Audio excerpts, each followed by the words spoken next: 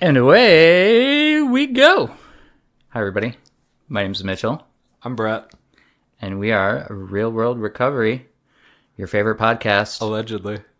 Yeah, definitely an alleged podcast. You like how I co-opted your word?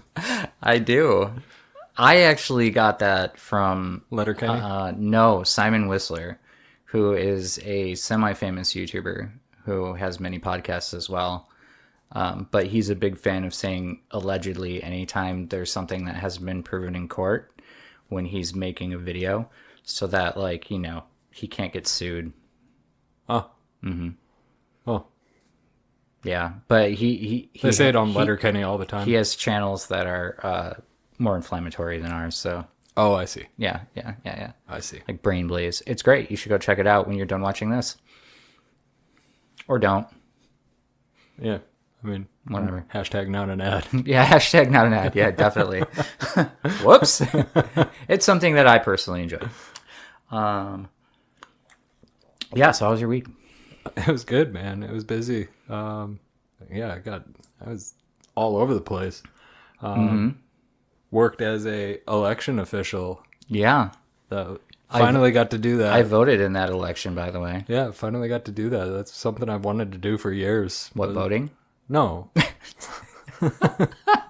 Work as an election official? Yeah. It was a little intimidating because, like, it's a serious It is. job. Yeah. Like, you know. The people who do it take it very seriously. Well, and if not done correctly, a vote could not count. Yeah. So, you know, I was like, I need to make sure that I'm doing everything correctly. But we suffer more in imagination than we do in reality. So, like, I was like, psyching myself out quite a bit because, like, by the time I got in there and actually got into it, thankfully, like, it was a relatively minor primary for Supreme Court. Or not Supreme Court. The state superintendent of schools. Yeah, so it was probably the best scenario for a first-time role as an election official to get my feet that or a millage. Yeah, Which would probably be even easier because, like, nobody's showing up for that. Yeah, and then they wonder why their taxes go up. Well, they anticipated for our ward. They anticipated, like, the estimate or, like, the projected number of voters Sure. for the day was 140, and we had 308. That's good. Yeah. That's so very good. Fantastic. But even that, 308 voters for an entire Something that's, 13-hour or however long the 13 or 14. I was, I think, 789 in the village of Cottage Grove. So, Yeah. I mean, then that was like 4:30 in the afternoon. So, I mean, that's not really actually bad turnout for the village of Cottage Grove, honestly. Right. You know, which is sad because I know there's at least 5,000 registered voters in my district. But, Yeah. you know, that's how we got where we are. But, you know, it was, you know, I showed up and, you know, I got there early so that I could vote and then sat down, had my lunch. And then when my shift started, I was like, they schedule a little bit of an overlap before the, you know, changeover or whatever. And so basically my first half hour was me kind of just watching over the shoulder of the person who I was going to switch in for. Yeah. And they had me working alongside somebody who had done it several times. And so everybody was super helpful and friendly and, you know. Well, yeah, the people who do that are dying off. Yeah, well. That's a lot of old people. There was really only, I think, one person who was, like, significantly older than me. Oh, well, that's kind of Two nice. people were, like, right about my age. Mm-hmm. Two people were definitely younger than me.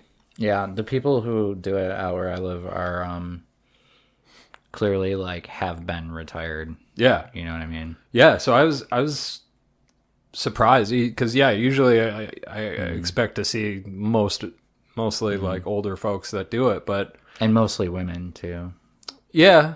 But yeah, it was pretty much an even split in all categories for at least my ward where I was working. And yeah, it was, I'm very glad I did it. You know, I always love how welcoming voting officials are. Yeah. And how grateful they are that you came and voted. Yep. And I think that like people need to understand that voting is like your civic duty. Like it really should be like to not vote or to say it doesn't matter is a giant cop out. That's literally self-fulfilling. Yeah, it's so dumb. Like, basically, it's the equivalent of that old adage of like, if you say you can't, you're right. Yeah. You know, like, if you say you can do something, you might be right. You might be wrong, but if you say you can't, you're definitely right. Yeah. I was trying to think of something clever that I'm incapable of, but yeah, I mean, it's that age, you know, if you think you can or you can't, you're right. Yeah. It's like, well, that's not necessarily true. yeah, but if you think you can't, you're right. Yeah. But like, and sometimes you think you can and you probably just shouldn't. right. So you did a great service to the community. What else did you have going on? Well, we got the bunch of the editing done for the 2 interviews. Speaking of, we've got this Sunday the interview with my friend Patrick coming up, and then the following Sunday the interview with my friend Caroline coming up. Did you guys get that? Yep. So I'll have stuff coming up. So keep an eye on the socials and stuff. We'll put up some ads or whatever, some posts about it. But yeah, exciting stuff. I'm really looking forward to them. They're both excellent. I think they'll be really well received. They both went really well. So yeah, Good. Yeah. Anything else?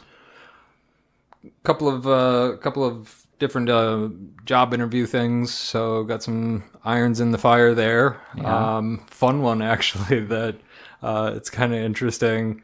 A competitor that is moving into this market from a competitor of our old employer. So that's actually kind of interesting. Well, if they need part-time assistants, I could use some money.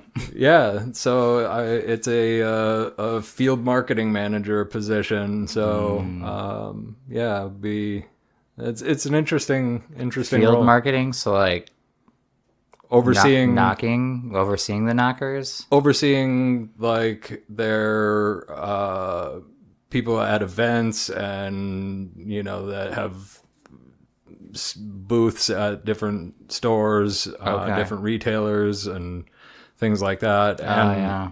And then during the interview that I was talking with the guy who would be my boss, I was telling him about what I did at the old job. And he was like, I saw him lighting up. He was like, we need something like that. He's like, they were stupid to try to make that part of sales. And I was like, I know. And he's like, Because it wasn't sales. right. And so, we got talking about it and it was a really good conversation. And so like, I firmly believe that like that could very easily transform into something more than just that role. I think that, Yeah, more of a life cycle deal. yeah, I think that this position is the foot in the door to be able to say like, we actually need something bigger than what we initially thought. I think I planted the seed during that conversation with him that, You are crafty like that. yeah, It's funny how you can be so deliberate sometimes when you're like talking in like a group setting, But then when you get that, like, when you like flip on that like corporate like switch, you're just like, you know what I mean? Yeah. It's quite something to see. Hey, you know, well, and he asked me a couple of questions that just like there wasn't even a conscious, like I don't even think there was like a conscious, like I keyed in on it, like there was just that instinctive, like I just went for it. Yeah. And he asked the question like what what was my favorite, like what was my favorite accomplishment or whatever. And so like yeah, sure. I talked about building that last team from scratch and it was a good what team. we were able to achieve. But then I knew he was going to follow it with like, okay, well then what's something that you want to work on, right? And Sure. and I threw the curveball. Like I didn't talk about anything about my work or jobs or anything, and I just said I want to read more. Don't you have an alarm for that? I do, but it's true. Like that's a thing that I'm doing this Yeah, year, and it's so it's trying to read more. absolutely the truth. I was Yeah. like, I want to read more, and I picked up on this with him that Yeah. he's the type of guy that's like reading those kind of books, like leadership books and stuff. Sure. And so right away I was like, one of the books that I love, you know, and that I'm going to be like going back to year after year is Atomic Habits, James Clear. He's like, I love that book. And I was like, yeah, man, one of the things that I'm taking from that book is habit stacking. So every morning when I'm making my coffee, I've got the book that I want to read sitting there waiting for me by the coffee. So while I'm waiting for the coffee to brew, it's right there. So I pick up the book, and you know, he was telling me about a book that he just got done reading. I'm like, oh, that sounds interesting. So I wrote that down, and then he was like, I'm not sure what my next book is going to be. And so I was like, I got you, fam. I held that in the back, you know, didn't jump on it right away, but then Sure. like after we got talking a little bit more, I was like, because he was telling me he's got, grew up in a family that owned a bar, and so service industry stuff, and we Yeah. like talked about that, and then I came back full circle, and I was like, and speaking of service industry stuff, and you didn't know what book you want to read next, the one you should read, boom, The Unreasonable Hospitality. I was like, have you ever seen the show The Bear? Mm-hmm. And he was like, no, I don't think so. I was like, okay, well, first of all, you're going to love that show. It's about, because he's from, the company's moving up into this area from Chicago. So I'm okay. like, it's about this place in Chicago, does Italian beef and turns it into like an upscale restaurant and all of that. It's the inspiration for that show. Like they got their inspiration for that show from this book. And so I was like, book is amazing, easy read. You'll love it because all of the hospitality, Sure. references and stuff. But like, great book on leadership, on like how to empower a team, and so yeah, we definitely had a great interview call, and it was over Zoom, so. Oh yeah. So you show off the podcast room to him? Oh, I was like, it was all in the background. I didn't even mention it, but it didn't was all. explain it to him? No, it was all in the All background. the microphones and all this shit. Yeah, Oh, yeah. man. Like he saw all of this stuff in the background. It didn't come up, but I'm sure that like. Yeah, I mean, there's it's clearly designed for somebody to be seeing it behind you Yeah. when you're doing something in this space. Yeah. Yeah, this isn't, Yeah. nobody, you don't go into anybody's house. I mean, do any of you go into somebody's house and then this is just set up You see in a their couple of living room like yeah, this? yeah, like, yeah. this is not Yeah. how you set up your living room. Right.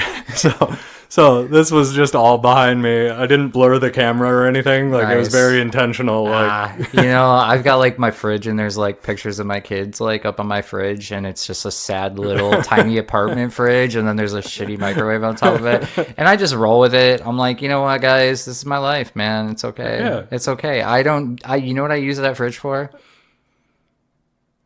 Nothing. I don't even know because I have like linoleum you have a over secret cooler? No, I have linoleum over concrete. So if I just set the cans in the box on the floor, they suck up they suck up the floor temperature. That's how you heat your apartment. Which is cold. Yeah, that's exactly. Yeah, I'm transferring the heat from the cans into the floor. Yeah, man, thermodynamics. I mean, when you're poor, Yeah. Hey, whatever that and a works. space heater with a little fan Whatever behind works. it. Thanks, Newton. Yeah, you gotta love that. That was Newton, right? I want to say you're right, but It sounds like I'm something- not gonna argue with it because it sounds like sounds Newton. right, but also doesn't. Like Newton's third law, something like that. I think that was motion. Maybe he did thermodynamics too. He did calculus, so I mean, probably. Yeah, didn't he just like get bored and do calculus? Yeah, Like, well, he was like, the reason he created calculus is because he couldn't solve. I think it might have been the light stuff and thermodynamics. It could have been he didn't have math that worked to solve these problems, so he created math to solve the problems. he was like, Which is pretty genius, if you ask me. He was like, there isn't any existing math that will help me do Right. that. Well, This math is hold too on. simple. Time for an aside. Let me go create the math I need. Yeah, exactly. Like how I mean, but no TV, no phone, Yeah. not just peace and quiet, man. Yeah. I mean, Yeah. I mean, gotta have a hobby. yeah. I mean, Like, I think that goes a little beyond having a hobby. That was but- the midlife crisis. I mean, it helps to have a rich family too, so that you don't actually have to do anything and you can spend your time doing that kind of stuff. Yeah. I mean, but- it's not like, Twitter was available to just buy. yeah. I mean, I'm going to bite my tongue because this is going on AdSense Daddy. Yeah. Yeah. But I mean, Anyway, how yeah. was your week? So I apologize to all of you for slacking on my commitment to bring you entertaining shorts. I just my executive dysfunction this week has been off the rails. I mean, I know you couldn't have been too worried about it because I didn't get a text going, "Yo, what up?" No, I knew you were just like, dealing, Dealing yeah. with it. It's I did get the cooler one out, which is fantastic. Yeah. Which is what's and which I mean, the we cooler talked. saga is the important part. And, I mean, we talked, Yeah. It wasn't like it was radio silence, Yeah. Yeah. No, my week was rough. I thought that I had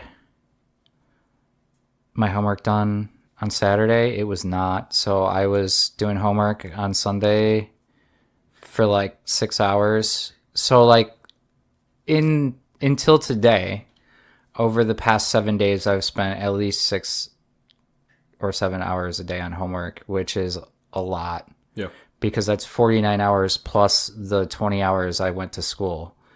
And so I haven't been sleeping. Mm-hmm. And it's just yeah. I didn't work on anything school related today. I didn't even check my school emails, but because I haven't slept, it doesn't feel like I rested. Right. Do you know what I mean? Yeah. And that just sucks. That just really sucks. But I am turning my phone off. Well, not off, but silent. Yep. And taking off my watch tonight when I go to bed. And hopefully something dumb like my nephews don't come over at 10 a.m. or Yeah. whatever dumb thing that's going to wake me up. And then I'll sleep in, but maybe not. Who knows? Who knows? But I'm not gonna do any of that tonight. I'm gonna stare at some TV some more, I guess. I did make it to the gym today, but yeah, it was kind of rough. Monday I had a algebra exam that I thought I was prepared for, and I didn't know the answer. Well, so we got this function, and he did it so that it's like not only negative, but it's like the variable is like x plus 1 or plus 2 or whatever on the in the denominator. Mm-hmm. And so that's the function is like negative 15 over x plus 2. And I don't know why, but like putting variables in the denominator for me like screws with my head. And so instead of like trying to solve the function, just like plugging a point in to find the other point, because that's all it is, you know what I mean? Like I'm trying to like break it down and simplify it, and that's not the point of the exercise. And so I was talking with my classmates, this is what I did. So I got there and then I wrote out a bunch of gibberish, and then I just wrote I have no idea on the paper and turned in the exam that way.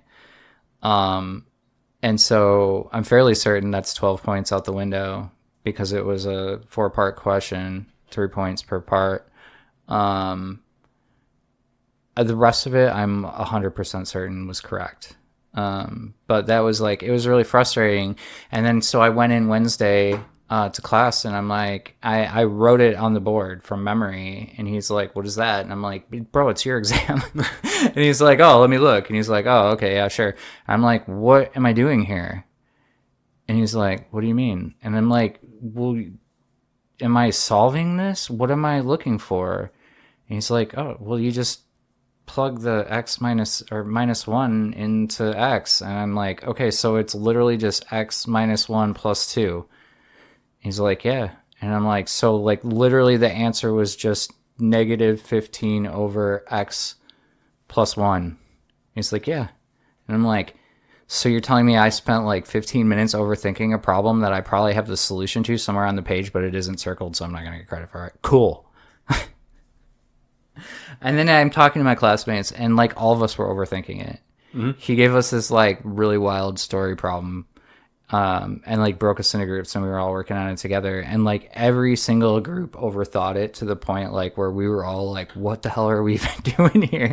And then like as soon as one of my teammates like figured it out, and like we as the three of us got it to a certain point, but then it's like, what do we do with the information now that we have this information? And he figured out, oh, you just throw them on the opposite sides of the equation and solve for x, and it's like, bam, there's the answer. And once you see it done, it's like, oh, well, that makes perfect sense. That's exactly what they wanted.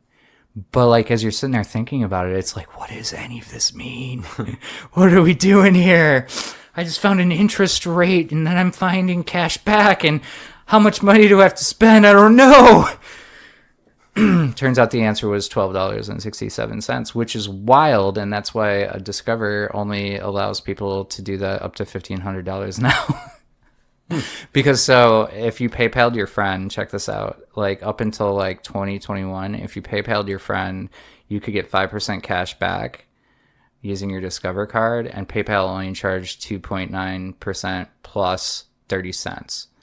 So you could like literally like transfer your entire like my Discover card has a 50K limit. So if I transfer that entire 50K to you, we would get all that $5 back, or $5 per 100 back, minus the 2.9%. And so that like, it's ridiculous. The spot where that starts costing Discover money is $12.67. So think about all that money out there where they're just giving it away. Yep. Yeah. Yeah. So they reeled that back in. there was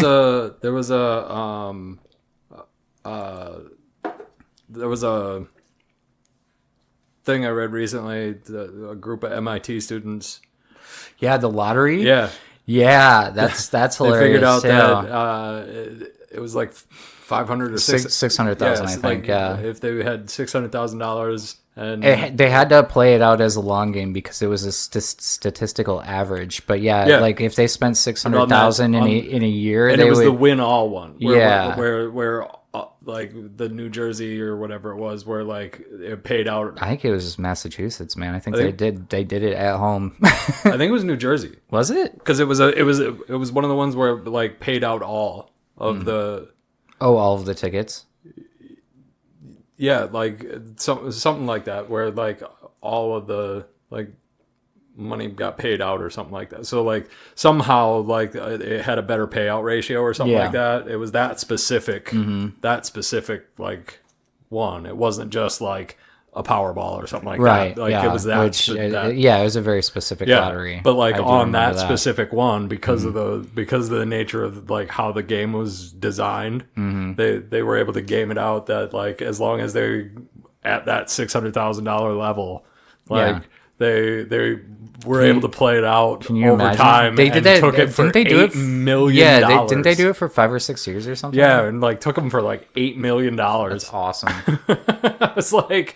Yeah, I mean... Well, and they can't get in trouble for it. No, they because didn't break any they rules. literally played by the rules. They just figured out how much money it took and over how long to be able to beat the odds. Yeah. And how fantastic. It's like, that's ridiculous. Like, and then I saw a video of a guy sitting in a casino using ChatGPT to beat the video poker or whatever. Oh, okay. You know, like one of the video like gambling games in the casino, and he's just sitting there with ChatGPT, like, like, I mean, that makes sense. Yeah, I mean, ChatGPT knows the odds. Well, and it's gonna have at some point, it's gonna have enough data in the large language model that. It probably already does. Yeah. I mean, it knows how to count cards because it's read a book on it. Right. And it has to. And I mean, it's going to be plugged in with enough data on how all of those machines are designed and coded, and because like they're now teaching those large language models how to code. So like, which it's probably fine. I mean, like, but the gaming commission, like, you don't have to like break any laws for the security at the casino to come up and be like, okay, time for you to leave. But yeah, I've been asked to leave on a number of casinos because if you're smart and you're quick, you can count cards pretty easily, and they can't really do anything to you about it. But they can definitely say, hey man, you came in here with like $200 and you've got like 5,500 in front of you. Maybe you should like get something from the buffet. Yeah. You know what I mean? Yeah. might be time for you to find a different casino. Well, you know, they're usually polite about it. Yeah. As long as you're not unruly. Right. And it's not like, if you were in there teaming, like counting cards as a team, you could get in real trouble. But if you're doing it solo, they can't really do anything to you. And besides, like, even that, like, people think that it's some sort of like magic thing. Like, you can know all of the calculations in your head and the cards still do something different. All you're doing is improving your odds. And you're taking educated guesses. And I have also gone in and lost counting because it just like, you're like, there is like literally only a 0.5% chance that the next card is going to be a 2, and then it's a long, it's not a quick. No, I mean, like you have to have a significant bankroll, and you have to do it for a very long time. So, not financial advice. Like, definitely. Like, if you want financial advice, go talk to a tax professional or a certified financial advisor. Also, hashtag not an ad. They're definitely going to tell you stay away from a casino. The casino is not designed for you to win money. It sure is not. Where were we? All over. Oh, okay. So, I just saw this, going back to the memes, I just saw this post by Cursed AI, and they prompted AI to create memes only AI would understand. Terrifying. I'll show you after this. Maybe I'll have to cut that out. Maybe not. Maybe I'll post them in the Discord. Yeah. I've been posting stuff in the Discord when it comes to me.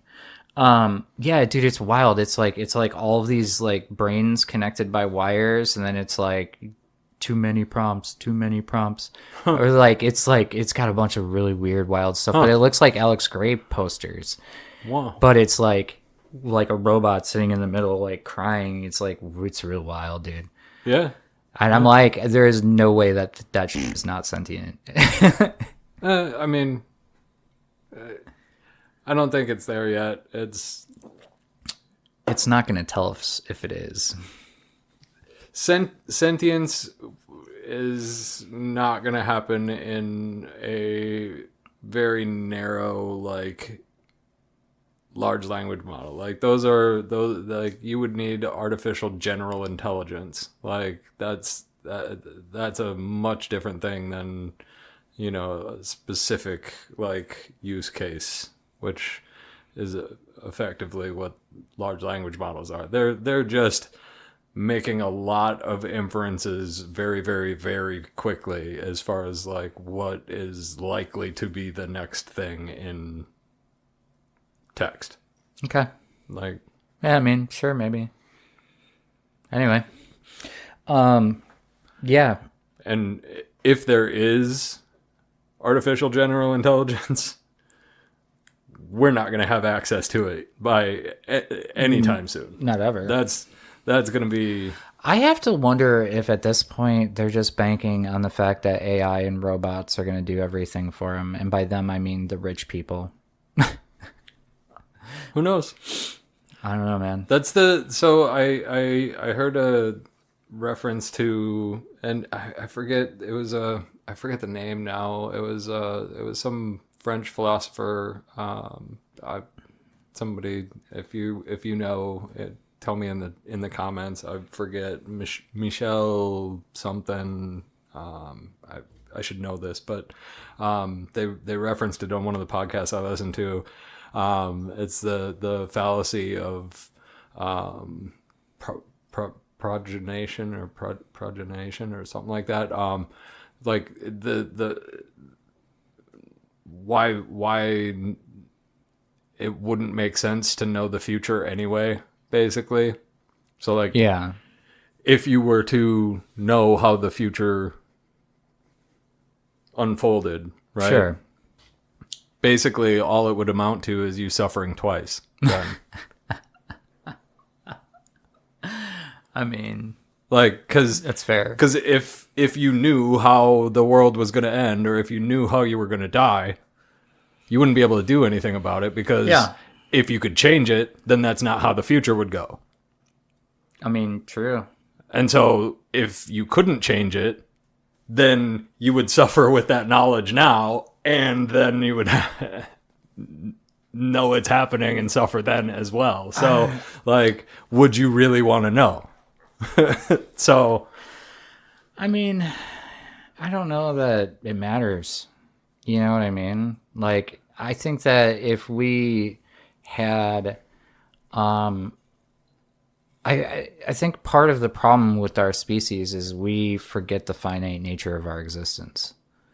It's really easy to like keep putting things off because, oh, well, there's always tomorrow, but there isn't. Right. So I think that if you were like at a certain point, like face to face that and to see your existence ceasing, maybe you would live with more purpose. But Yeah. I don't know that everybody has the capacity to handle that. I agree that most people would be trapped in the terror loop like you described. Yeah. Yeah, Marcus Aurelius, you could be good today, but instead you choose tomorrow. That's a good one. Yeah. He's chock full of them. He is, man. There's a reason that it's stood the test of time. That's why I like the old philosophy stuff that has stood the test of time, is because If it's lasted, it's still dank meme to this day. well, if it's lasted 2,000 years and stayed relevant, it's very likely that it's going to still be relevant from the rest of my life. Oh yeah, easily. So it's worth learning, and it's worth knowing, and it's worth applying. Flavor of the month, the fad of the day, like those, new hot things, that stuff comes and goes. But like the time-tested wisdom, like there's a reason that it's lasted that long, and there's a reason that it's remained relevant. Yeah, again, not a cell phone in sight, man. Yeah. All that time to just be with yourself. There's another quote I really like. There's somebody said, I forget who, but they said, the educated people of today know everything that our ancestors did not, but we know nothing that they did. Meaning, like, we've forgotten all of... Okay. Yeah, like, I was like not. we've I was lost not, touch. I am running on very little sleep, Like, so that like we've I lost was, touch like, with going, all of the what? like basic wisdom and the like Yeah. day-to-day wisdom that I mean, they operated with, it's truth. We keep and traded it ourselves for all of in these things in a little entertainment bubble 24/7 nowadays. yeah Yeah. I really like that one too. I was like, that's really good. Like we've traded out like that fundamental wisdom for like the new flashy. Hey man, that's what nowadays is. It's marketing. Yeah. My English professor gave me a heart attack again. I go to check my grades and I'm rocking a D plus. I have like 6 F's on there, and I'm like, what? And so, being that I am not an unreasonable person, allegedly, I went to her after class, with the newfound, hey, this is how we're going to communicate, and I'm like, hey, so I couldn't help but notice that I have a D plus. And she was like, what? No, you do not have a D plus. And I'm like, yeah, but the grade on this course in Blackboard says D plus. I have like 6 F's on there. And she's like, oh, no, you're doing just fine. And I'm like, can you change it then? Like, please? Can we get what you're telling me and to match what that's showing? Yeah, please. Please and thank you. Holy crap. Yeah. Like, it would really okay. help my mental Yeah, like out. didn't we go through this last week, like literally a week ago? yeah. That right, my brain right is gonna make it so I'm like freaking out, and when I'm freaking out, I'm annoying to you. So we can solve these problems. Yeah, we can do it well, together. You can. You can solve these problems. Anyway, so yeah, I just yeah, that was fun. And that didn't help my week and how my week was feeling from a feeling perspective to Sure. have that on top of it, because like I like didn't even, I looked at it on accident like Wednesday in between Spanish and English, and I was like, Wait a minute. what is this? And I'm like, what I spent probably 40 hours on that stupid paper. Yeah. And I'm like, and it's still marked an F? Yeah. No way, man. Yeah. And so like that was my first thought, was like, there's no way she's read the new one. Like, I mean, there's no way she's graded it, because she's been reading all of the improvements. So like there's no way she graded it, because like there's absolutely zero chance that is any lower than an AB, which is a really weird grading scale, but you know what I mean? Like, okay, don't give me an A, it's not perfect, I don't care, but it's definitely at least like in that 92 to 88 range of the AB. So which get rid of that and 3 other Fs that I don't understand why are on there, and all of a sudden I'm not getting a D plus. Stupid. Spanish class, endlessly entertaining. So fifth week, this was the 5th week of school. 5 out of 16. We are at the point where all of us in our classes have been around each other for a month now, a little more. And the people who have dropped out of class are already gone, and the people who are there to do whatever. So we're all like, now we're comfortable with each other, like, and especially kind of in Spanish class because he forces us to interact. And man, I hate getting out of bed and going to Spanish, but that class is just endlessly entertaining. There's this like group of like 18, no, they got to be 18-year-old girls. Like there's 3 of them who sit like directly behind me, and then turns out the dude who sits next to me is like 35. So it's like we're like the 2 old guys, and then we got like 3 18-year-old, I guess, women sitting behind us. This girl did not know who Ben Franklin was. Like, he had the picture up there because he was making us guess what year these like famous people were born. And like, fine, he threw a picture of some celebrity nowadays, some pop singer. I had no idea who it was. I don't care. I knew who Ariana Grande was. I knew who fucking Ben Franklin was. I knew who the dude who wrote Don Quixote was. I mean, I had to be jogged because I couldn't remember his name. But then as soon as he said Cervantes, I'm like, oh yeah. I'm like the windmill guy. And he was like, what? The windmill guy. Anyway, well, this girl is like, she's like, why does he look so familiar? I'm like, I don't know. When's the last time you saw $100 bill? And this other girl is like, damn, got him. I'm like, yes. And so the class is fun because like it's full of these like, and then it turns out the girl I was trying to get to send me memes, she's like 24. Yeah. So like, okay. And then it's like, there's those of us who are like in their 20s and plus, and then there's like a bunch of these kids, and the dichotomy is just fantastic. Yeah. It's just fantastic. Yeah. Man. And it's not like we're making fun of them or they're making fun of us. It's just like there's this like it's cultural divide. Healthy ribbing. There's like, this cultural divide where it's like they're like, what, you don't get that? And we're like, what, you don't get that? Yeah. It's fun. Healthy amount of, and then we get to talk about it in Spanish.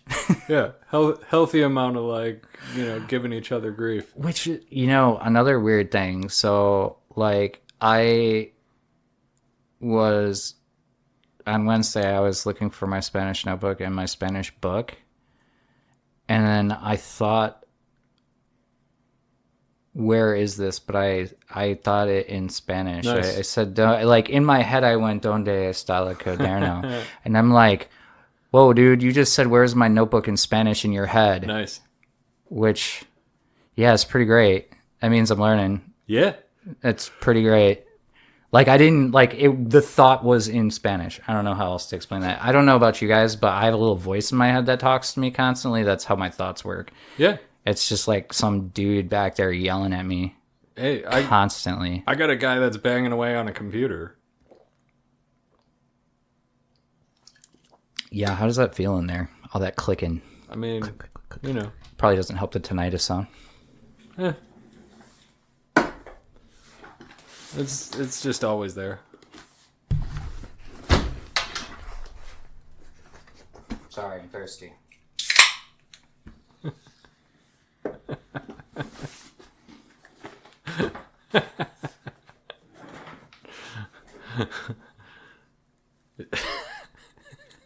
You're welcome. Oh, what a fantastic gag. I have always been a fan of physical comedy. Yeah. You know who's not a fan of comedy? Again, gonna bite my lips because this is going on. We figured this out during the 2 sessions ago in D&D. Mm-hmm. We were giving Brad a hard time because we were trying to ask him do you like this show or that show? Matt and I were asking him, You were grilling him. Yeah, we were throwing out several different funny shows, like Yeah. actually like legitimately funny shows, Like Community. The Office, Parks and Rec. Parks and Rec Like- trumps The Office, in my opinion. I mean, sure, but like they're Yeah, I mean, The Office is passable. they're comedy shows. Yeah. Oh. Like there's no other category to put them in. 30 Rock was really good, too. And he was like, I don't know, I just don't find them funny. And then we're like, okay. What do you find funny, Brad? Right. I mean, I've seen him try to meme, and I'm like, Legitimate like follow-up question was like, all right, what are some like rewatchable like comedy shows that like are just, because that's the other like category that they're in, is like you can just put them on, and even if you've seen them dozens of times, yeah, you'll still you chuckle. can still just sit there Or catch and watch something you it didn't and see. giggle at it because it's just a funny show.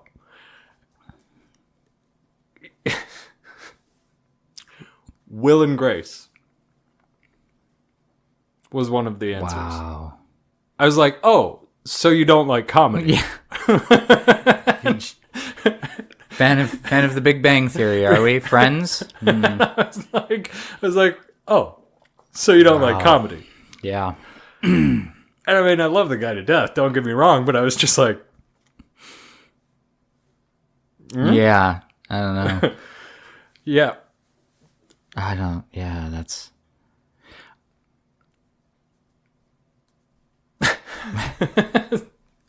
Yeah, both Matt and I were just kind of like, well, I don't even know what to do with that answer. There, I guess, isn't I mean, anything inherently wrong with the show, but it's like not. It's written to the lowest common denominator. yeah. It's not clever. Yeah, it's canned laughter. Yeah. Like, Which was always my problem with like Friends. Like I didn't enjoy Friends because it wasn't like actually that funny. right. And I wasn't like, Right. If you have a laugh track, yeah. if you have a like studio audience laugh track of people who, by the time you're watching it, are probably dead people laughing, because like the if they were voices recorded back in the 50s. yeah, the They voices were watching I Love Lucy. yeah, the voices recorded to make that laugh track. Most of them are probably dead by now. I mean, that's very goth of them. Like, true facts. Most of those laugh tracks were recorded in the 60s and 70s. Like, they don't re-record them. Like, most of those shows are not really, like, I just live had a studio thought. audience anymore. Why don't we record our own laugh tracks? We could just get a laugh track. We could just... Yeah, but that would feel so inauthentic. That's what a laugh track is. I mean, I know. That's why I'm saying we create our own. I mean, I don't know what we'd use it on. We don't create any of that kind of content, but And we're not that funny. according to the cat. I mean, true. Jeez. So something embarrassing happened to me on the way over here. On the way over here? Yeah. Yeah, so when we pulled up to that light on Monona, like I mixed like a pretty banger happy hardcore set last weekend, and it got to the spot where I just laid these two drops together perfect, and it's really bouncy and fun, and so I'm like bouncing in my car, and then there's like two like 20-year-old girls in the car next to me and just like making fun of me. And so I did this. But I still was like, man, why do you care what they think? Like, you're driving a Lexus and they're in a crappy ass Ford Focus. Yeah. And they're like 20. Who cares? Right. Because my brain hates me. So what else you got, man? What else is going on? Not much, really. I going back home this weekend since the Why don't you tell the folks at home what you referred to your hometown as? P Vegas. Yeah. Yeah. Yeah. Platteville, Wisconsin. Yeah. Yeah. P Good old Vegas. P Vegas. That's what it's affectionately known as by all of the Plattvillians. All of them are just the millennials. I don't know what the millennials call it. Are you Okay. I'm a Zennial. Yeah. Okay. Well, I would thought we were Gen Y too, but I don't know. I'm They say we're millennials now. nope. I'm the middle. Yeah, we were called Gen Y back in the 90s. I was there, man. In that subset. We're that subset, man. I love that for us. Yep. So in Grand Rapids, we used to call it Gunru. Basically, like the subset is like really when the original Star Wars trilogy came out. Didn't it come out like 70? 77 to like 84. Oh. I remember, well, I don't remember, but apparently my parents took me to see Ghostbusters when I was a baby. Or not a baby, but like little.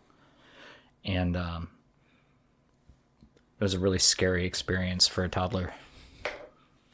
I could see that. You know, big screen, Slimer. I could see that. Yeah. Not really a kid's movie. Even though I watched it even a though ton even as though a you kid. do have the Stay Puft Marshmallow Man, you know, Yeah, which but is kind of a he lovable, is evil. which is kind of a lovable villain. Yeah, I mean, I had him as a toy as a Yeah, child. kind of but a for lovable sure. villain, you know. But I then, assume he's delicious. but then growing up, the Michelin Man kind of is a reminder of the Stay Puft Marshmallow Man. I need to quit drinking caffeine in algebra class. I should not be having a Monster at 7:30 p.m.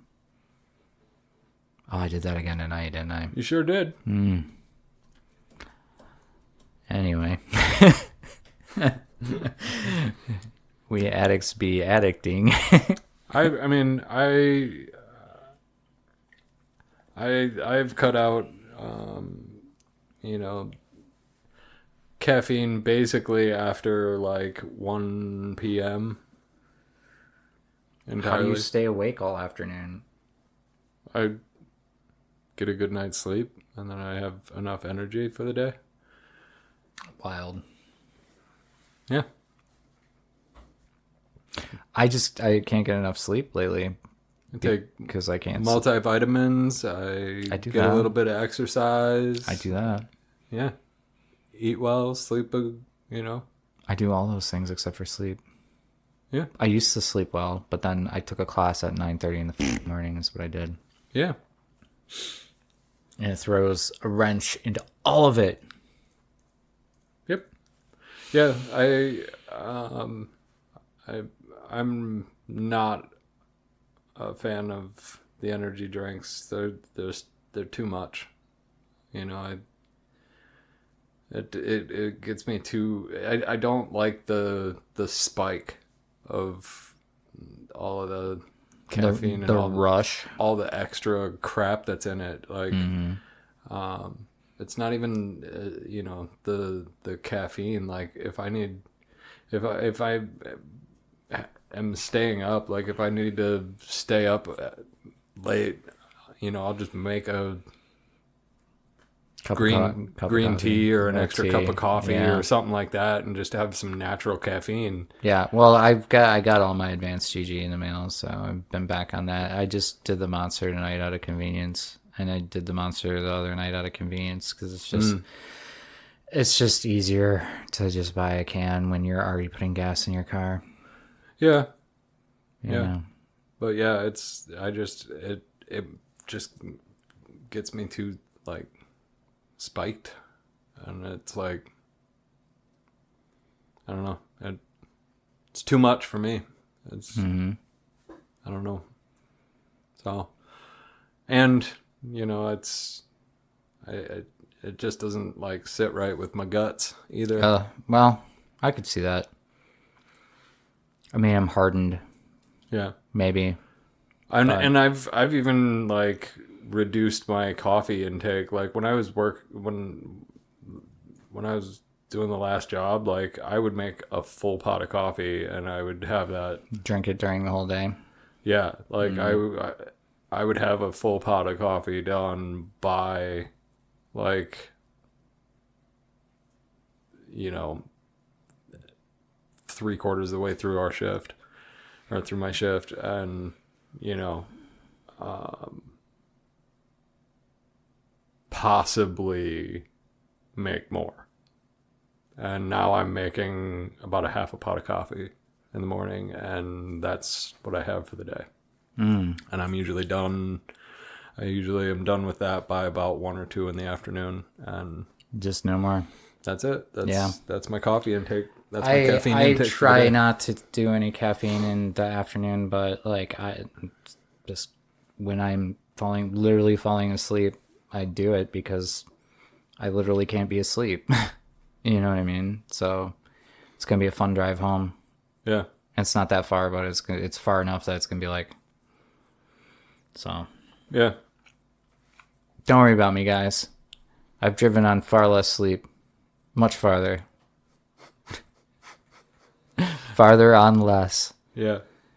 Isn't that's the motto nowadays? Farther on less. Fueled by rage. Fueled by rage. Rage and caffeine and rage and taurine. Yeah, and guarana or whatever it is. Yeah. Oh man. Yeah.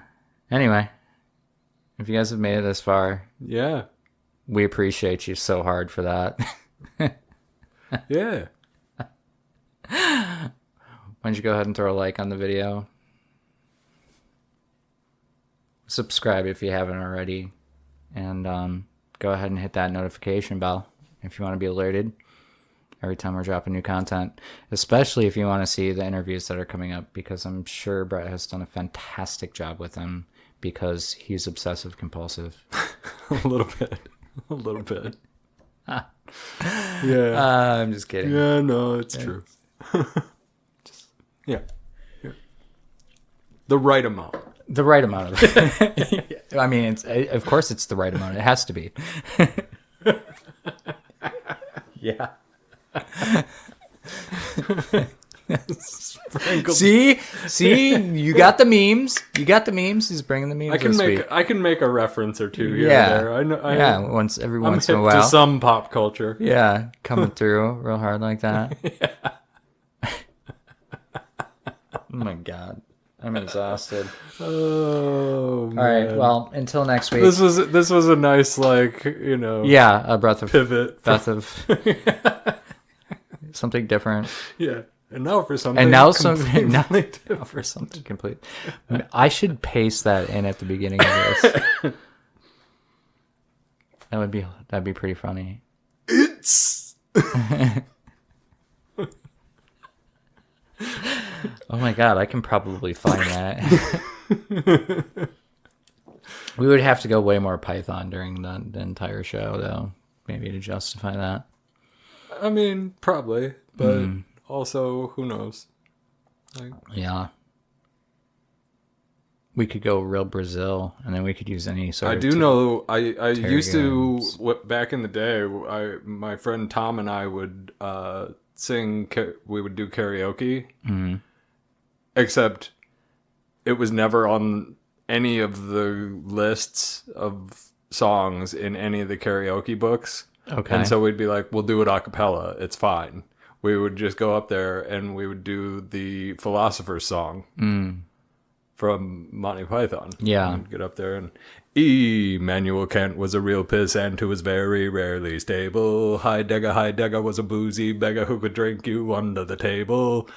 David Hume could outconsume Schopenhauer and Hegel. Wittgenstein was a beery swine who was just as sloshed as Schlegel. Yes. There's nothing Nietzsche couldn't teach about the raising of the wrist. Socrates himself was permanently pissed. John Stuart Mill, of his own free will, on a half a pint of brandy was particularly ill. Plato, they say, could pack it away. Half a crate of brandy every day. Aristotle was a bugger for the bottle. Hobbes was fond of this dram. Oh, and I forgot the rest. Damn. But Socrates himself was particularly missed. A lovely little thing about a bugger when he's pissed. Yeah, something like that. You're welcome for that, guys. Yeah. So that was always fun. We would just do that. That was our karaoke bit. Yeah.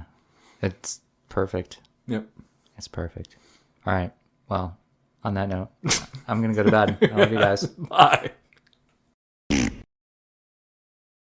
Why does he look so familiar? I'm like, I don't know. When's the last time you saw a $100 bill?